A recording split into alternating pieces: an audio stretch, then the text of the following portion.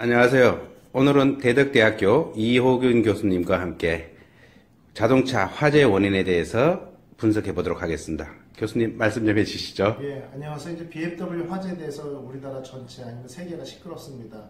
여러 가지 원인에 대해서 해결책을 내놓고 있는데 대부분의 전문가들이 지금 EGR 모듈을 교체하고 흡기 서지만 교체한다고 모든 문제가 해결된다고 보지 않고요. 왜냐하면은 이런 것 안에 카본 수트가 끼고 이거 때가 끼고 EGR 쿨러도 오래되고 이런 노즐들도 오래돼서 오염되고 하면 분명히 화재는 발생한다. 결국 시간을 좀 딜레이 해놓은 거다. 이렇게 보고 있거든요.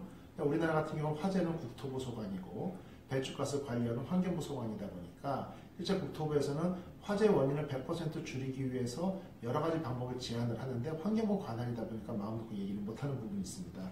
일단은 자동차를 보면 이제 경유차 같은 경우 이게 인젝터고요. 경유에 포함되어 있는 파라핀이나 각종 성분들 때문에 이게 오염이 되면서 실제 정확히 작동을 못하고 좀 타다 보면 여기서 연료가 뚝뚝뚝 떨어지게 됩니다. 이게 연료가 이렇게 누유가 발생하게 되면 이것은 결국은 불완전 연소를 발생시킬 수밖에 없고 불완전 연소가 되면서 많은 어떤 이런 카본 때들이 매연이 발생을 하게 되겠죠.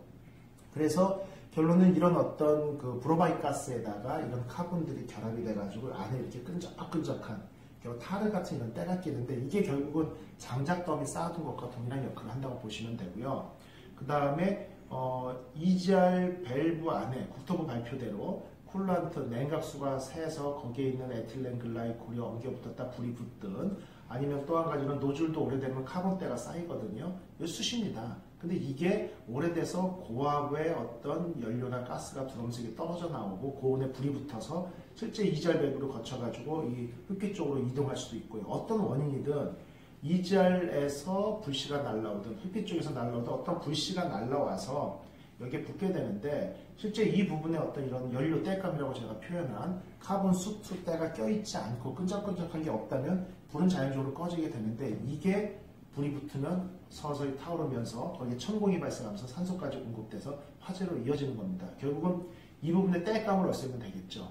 결국 아궁이에다가 아무리 성냥을 던져도 그 안에 장작이 없으면 불이 안 붙는 것처럼 이걸 청소해주면 되는데 또 한 가지 문제는 이런 청소에 대한 필요성을 알면서 이걸 또 케미칼로 청소하는 경우가 대부분 있습니다. 근데 케미칼을 뿌려줄 경우에는 이 안에 있는 이 수투때하고 이 엉겨붙은 것들이 잘못할 경우에는 DPF를 막아주는 수가 생기거든요.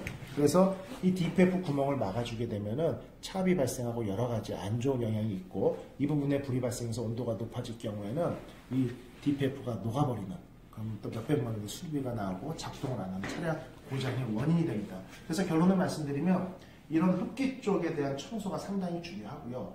지금 시스템상에서 환경부의 인증 취소가 되지 않고 차량을 판매하기 위해서라도 BMW에서는 EGR 가동률을 낮출 수 없을 겁니다. 그렇다고 하면 이런 문제는 앞으로 지속적으로 발생할 것이고 실제 BMW 입장에서 국민들의 안전을 생각하고 본인들이 양심적이라면 이런 어떤 흡기 다질관, 서지 쪽에 대한 어떤 그 클리닝, 청소 노하우나 이런 부분을 물론 크게 어려운 게 아니지만 일반 어떤 전문 정비업체나 이런 데다도 충분히 의뢰를 해서 할 수 있도록 그 길을 열어주는 게 옳다고 보고요. 결국 주기적인 흡기관의 청소 방법이 화재를 예방할 수 있는 가장 정확한 방법이고 이런 부분에 대해서 방송에서 저희 얘기를 하고 이런 부분이 결국은 정비업에 종사하시는 여러분들한테도 일부나마 도움이 될 것으로 생각하고 있습니다.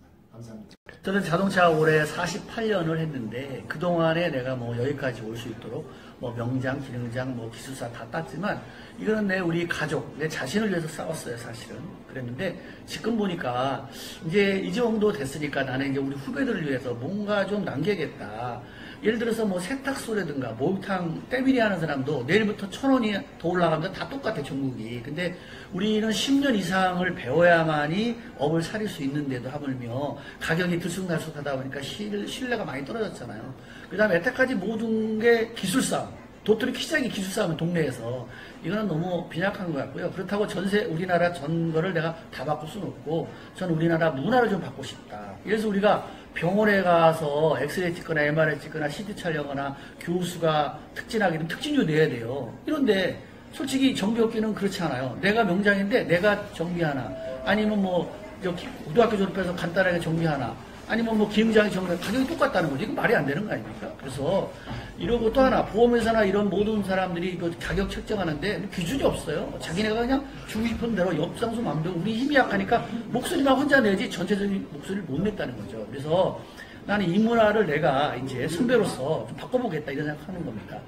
이제 뭔가 법 제도를 바꿔야겠다. 우리가 이제 뭐 어떤 싸움을 할 때 빨간 팀 입고 싸우는데 이건 50대 50밖에 안 되거든요. 서로 양보해야 되고 중간에 뭘 찾아야 될 수밖에 없어요. 근데 저는 이제 그동안에 지켜보면서 이런 것은 옳지 않고 법 제도를 바꿔야겠다. 그렇다면 이제 우리가 관련된 내용들을 뭐 대기업과 우리하고 또 중소기업 우리하고 이런 거 너무 가격 차이가 나잖아요. 예를 들어서 수입차와 돈 많이 주고 그 다음에 대기업 많이 주고 우리 정비업 공장 조금 더 주고 그 다음에 카센단 더 적게 주는데 이거 안 되는 거 아니에요. 사실은 똑같은 경력에 똑같은 자격이고 똑같은 시설을 갖췄으면 동등한 대우를 받는 게 맞는 거예요. 그게 바로 기능의 우대 정책이고 정부에서 말하는 일자리 창출과 연결되는 겁니다. 지금 현재의 법이라든가 모든 창출하면 일자리 창출을 한다고 하지만 솔직히 뭐 자동차과도 많지만 우리 정비하는 사람들이 지금 현재 어떻게 됐어요? 굉장히 그 뭐라 그러는가 손해보는 게 너무 많잖아요. 그러다가 나홀로 갔을 때도 많고 아니 20년 30년 걸렸던 사람이 나홀로 갔을 때에서 겨우 밥 먹고 살면 되겠습니까? 그래서 영수증을 쓸 때도 우리가 뭐 국립 이렇게 쓰는 것이 아니라 기술료 당연히 받아야죠. 진단료 받아야죠. 이런 문화를 한 사람이 얘기하기보다는 그래도 제가 지금 매스컴도 타왔고 사람들의 말빨이 좀 있다고 생각해서 제가 좀 선배로서 후배들한테 그런 걸 좀 남겨주고 싶다 이 생각이 들고요. 앞으로 제가 그쪽에 매진할까 합니다. 네, 고맙습니다. 오늘 인터뷰는 정진하이테크 2019년 박병일 명장님과 첫 인터뷰를 시작했습니다. 감사합니다. 복 많이 받으십시오. 네, 감사합니다.